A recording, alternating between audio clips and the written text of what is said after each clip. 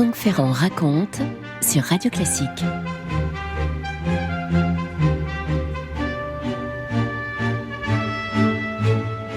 27 novembre 1520 », retenez bien cela, on est en 1520 au sud, très au sud, très au sud du continent américain, et 3 navires qui jusqu'alors étaient qui étaient bien obligés de descendre de plus en plus au sud parce qu'ils cherchent un passage vers l'ouest.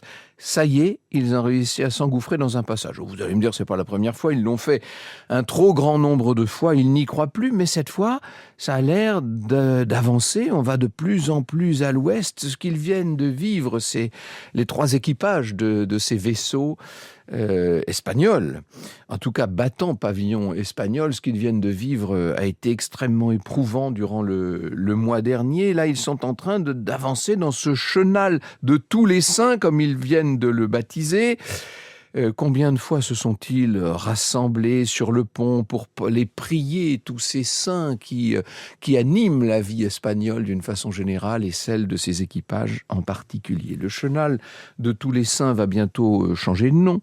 On l'appelle aujourd'hui le détroit de Magellan, car bien entendu, c'est Magellan, Magalhães, le portugais, qui pilote cette flotte. En ce 27 novembre 1520, les navires avancent de plus en plus, ils ne savent pas encore ce qui est en train de se passer, mais oui, si, ils sont bien au bout d'un détroit extraordinaire. Ce qu'il y a maintenant devant eux, c'est le dernier promontoire, un cap qui portera le nom de Cap Désiré, et pour cause.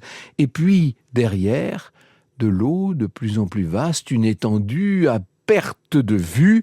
C'est l'océan, mais donc ils ont réussi à trouver un passage vers l'ouest après tant de semaines d'efforts épouvantables et constamment déçus. Ils sont devant cette immensité océanique. Le pari de Magellan s'est révélé un pari payant. Et une fois passé le Cap Désiré, donc, il y a cette gigantesque étendue d'eau qui a l'air très calme, très paisible, d'où le nom qu'on va lui donner, l'océan Pacifique. Bon, la vérité, c'est que cet océan Pacifique est infiniment plus belliqueux que l'a jamais été l'Atlantique. Peu importe, le nom restera désormais, ce sera l'océan Pacifique. Franck Ferrand sur Radio Classique. Il avait vu juste Fernand de Magellan. Il existe donc bien un passage au sud. Alors, il a vraiment fallu descendre très au sud, mais au sud du continent américain, il l'a trouvé. Incroyable. Ça faisait quand même 1 an et 2 mois qu'on avait quitté Séville, avec 5 navires, la Trinidad, le San Antonio, le Concepción, le Santiago et la Victoria. 240 hommes d'équipage au départ. Fernand de Magellan a imaginé que le passage était plus simple. On pensait qu'il serait beaucoup plus au nord, approximativement à la même latitude que la pointe sud de l'Afrique, au niveau du 35e parallèle. Ben non, c'est pas comme ça que ça s'est passé. Il a donc sillonné toute la côte brésilienne. Il est descendu constamment de plus en plus. Et puis, finalement, il a fallu aller de plus en plus au sud, longer ce qu'on appelle aujourd'hui l'Argentine, et de plus en plus bas.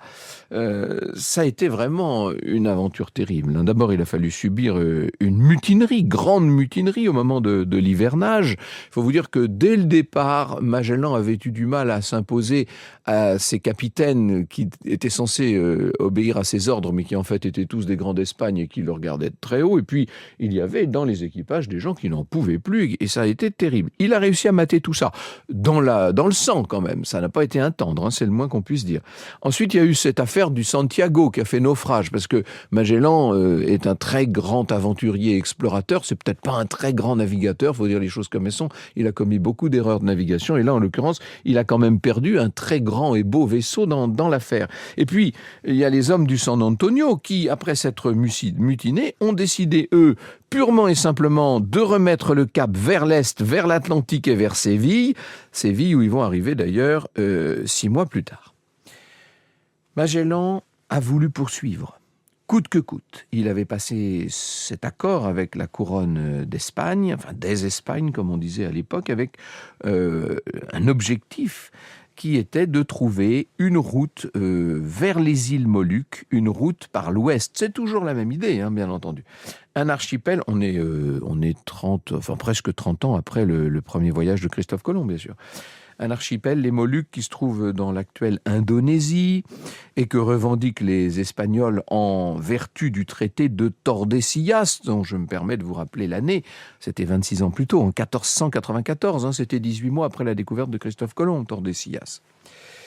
Cet accord donne donc des avantages considérables à Magellan. Le monopole sur la route découverte pour une durée de 10 ans, sa nomination en tant que gouverneur des terres et des îles qu'il aurait l'occasion de rencontrer et de nommer, avec 5% des gains nets qui en découleraient.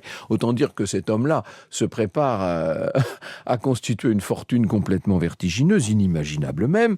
Et puis, comme si ça suffisait pas, 1/20 des gains du voyage en cours. Au-delà de ces avantages, qui sont des avantages en espèces sonnantes et trébuchantes, Magellan est en train de se couvrir de gloire. De même que Christophe Colomb a découvert des terres là-bas tout au bout de l'océan, lui, Magellan, est en train de découvrir des routes, ce qui, entre parenthèses, est sur un plan stratégique, sur un plan commercial, etc., géopolitique, est beaucoup plus important, découvrir des routes. La couronne d'Espagne trouve un avantage considérable dans tout ça. L'océan Indien est dominé par les Portugais et leurs navires doivent donc réaliser des voyages sans pouvoir faire une seule escale, puisque toutes les escales, elles sont tenues par les Portugais, donc les Espagnols sont un peu coincés, ce qui veut dire que le succès de Magellan pour le nouveau roi Charles Ier d'Espagne, qui vient d'être élu Charles Quint du Saint-Empire romain germanique, vous imaginez l'extraordinaire aubaine. Bref. Quand, le 28 novembre 1520, les 3 derniers navires de l'expédition entrent dans l'océan Pacifique, on peut dire que le capitaine est radieux. Je cite celui qui a, mieux que quiconque, raconté toute cette histoire, c'est Stefan Zweig, bien entendu. Voici ce qu'il écrit sur le moment clé, le moment bascule du voyage de Magellan. « Vision émouvante », écrit Stefan Zweig. « C'est à l'ouest, là-bas, derrière l'horizon sans fin, qu'elles doivent se trouver, les îles des épices. Les îles de la richesse, et la Chine, et le Japon, et l'Inde, et plus loin, infiniment plus loin, la patrie, l'Espagne, l'Europe, une dernière halte avant le départ décisif dans l'océan mystérieux. La première traversée de l'océan inconnu, une mer si vaste que l'esprit humain peut à peine se la représenter, diront plus tard les survivants. Cette première traversée est une des prouesses les plus héroïques qu'ait connue l'humanité. Déjà, la traversée de l'Atlantique par Christophe Colomb avait été considérée en son temps comme un exploit d'un courage incroyable, et cependant, elle ne peut être en rien comparée à la victoire que Magellan arracha aux éléments au prix de privations sans nom. Le 28 octobre 1520, on lève l'ancre, on hisse les drapeaux et, par une salve tonnante d'artillerie, les 3 petits navires solitaires saluent respectueusement la mer inconnue, comme on salue un grand adversaire que l'on provoque à un duel à mort. Vous écoutez Radio Classique. Et cette souffrance, on est allé au bout de la souffrance dans cette affaire, dans toute la première partie du voyage de Magellan. Cette souffrance va céder la place à la joie. Alors que tout le petit monde se dirige vers l'inconnu, file plein ouest maintenant, eh bien, on va commencer à s'inquiéter parce qu'on commence à avoir faim. Il est difficile d'imaginer la traversée du Pacifique qui s'annonçait si belle, si riante et qui peu à peu devient inquiétante et qui d'inquiétante se mue en terrible. C'est l'horreur d'une traversée sans fin. On peut quand même imaginer tout ça grâce à celui qui est le scribe du bord, si je puis dire, et qui fera partie des survivants, heureusement. C'est le chevalier Antonio de Pigafetta. Voici ce qu'écrit Pigafetta. Le mercredi 28 novembre, nous débouchâmes du détroit pour entrer dans la Grande Mer, à laquelle nous donnâmes le nom de mer Pacifique, dans laquelle nous naviguâmes pendant plusieurs mois sans goûter d'aucune nourriture fraîche. Le biscuit que nous mangions n'était plus du pain, mais une poussière mêlée de verre qui en avait dévoré toute la substance et qui de plus était d'une puanteur insupportable étant imprégnée d'urine de souris. L'eau que nous étions obligés de boire était également putride et puante.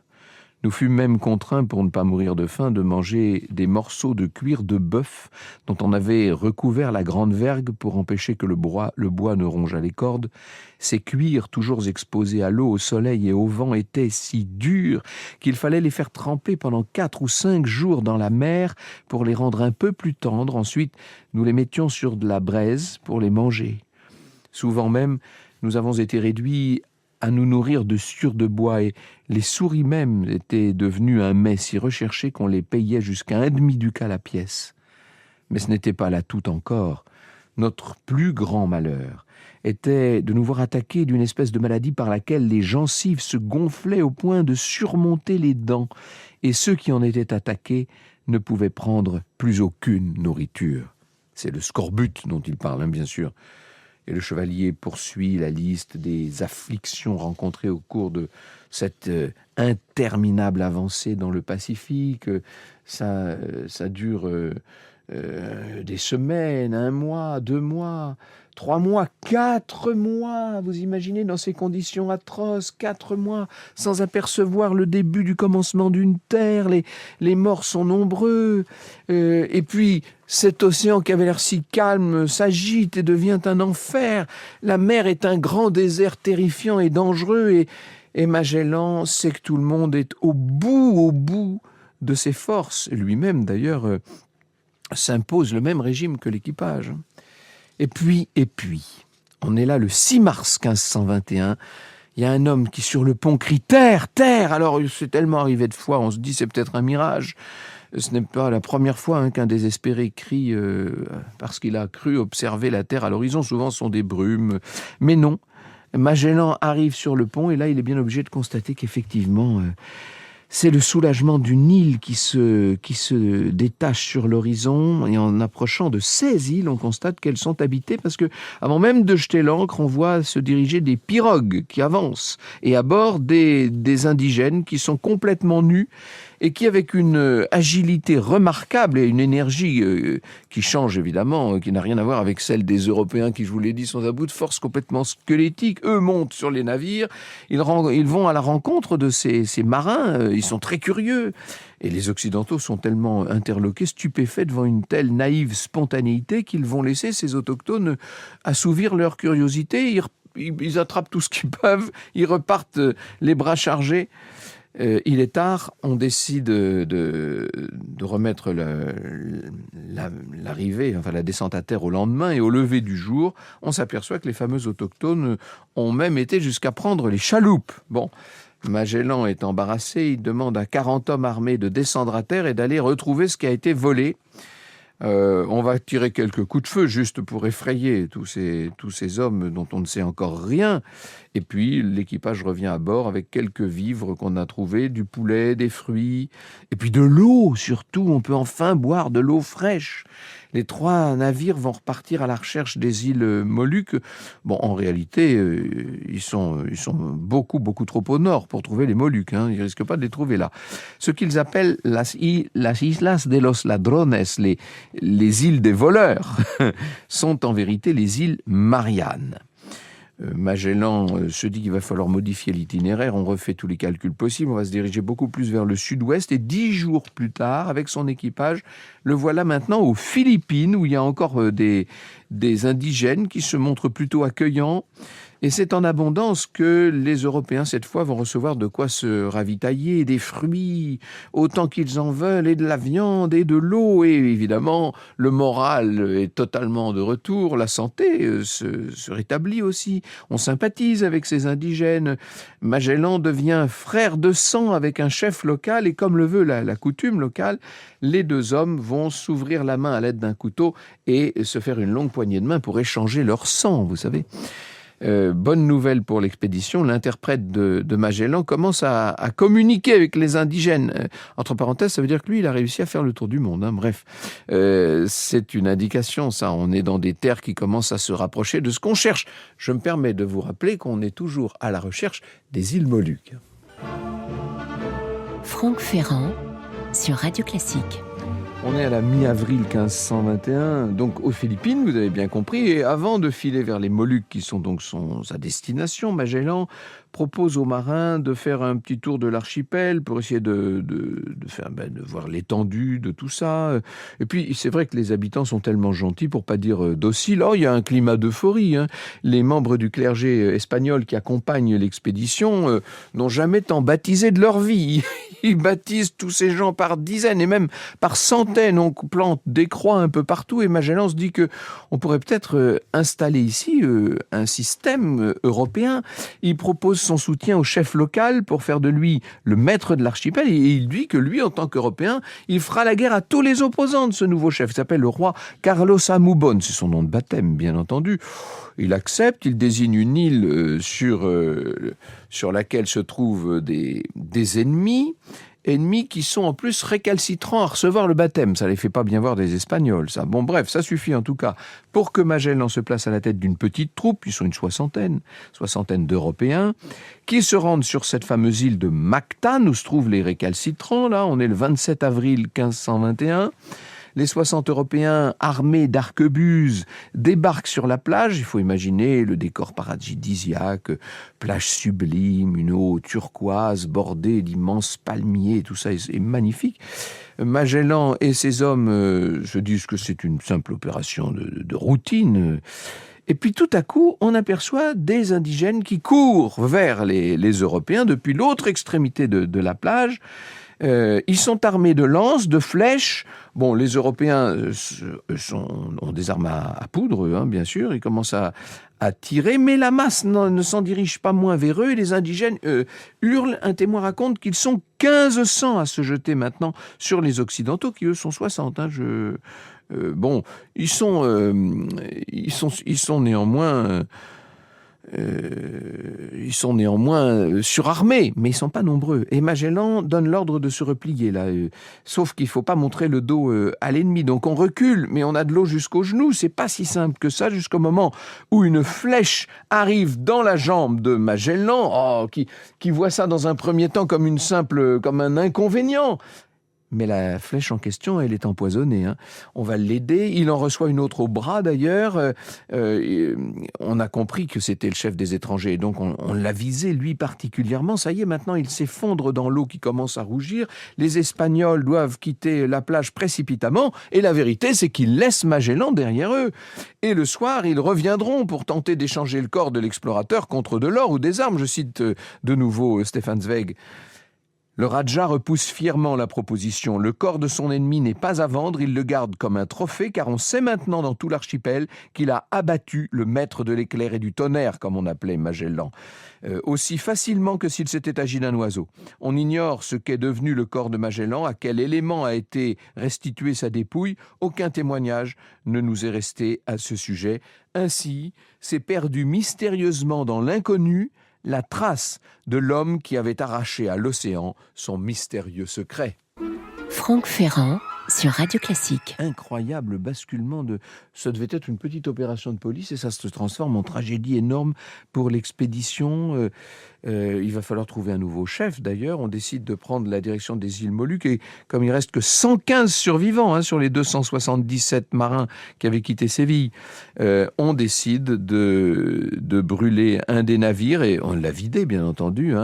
Il ne reste plus maintenant que la Victoria à la Trinidad et après une escale aux îles Moluques en novembre 21, les deux navires décident de se séparer puisque la Trinidad va retourner en Espagne en empruntant le même itinéraire, c'est-à-dire en traversant de nouveau le Pacifique, alors que la Victoria, elle, décide de continuer, c'est-à-dire d'aller passer par l'océan Indien. Celui qui a pris la tête de la Victoria décide de ne pas accoster une seule fois pour éviter de nouveaux déboires. Il s'appelle Juan Sebastián Elcano. En ce qui concerne Trinidad, ce sera toujours... le navire sera capturé par les Portugais, ce qui fait qu'il ne reverra jamais les côtes espagnoles.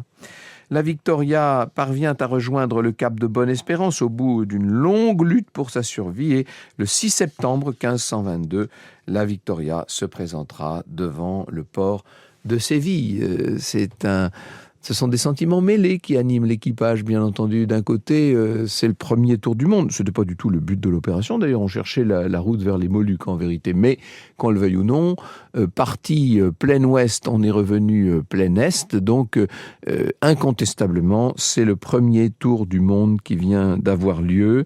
Ce 6 septembre 1522, il n'y a plus que 19 marins à bord. Vous imaginez ça? Après une expédition qui a duré 3 ans, on a trouvé la route. Les Espagnols sont les grands vainqueurs de cette affaire. Est-ce que les membres de l'expédition, eux, peuvent se considérer comme vainqueurs? Je pense que dans leur esprit, ils sont d'abord et avant tout des survivants. Vous écoutez Radio Classique.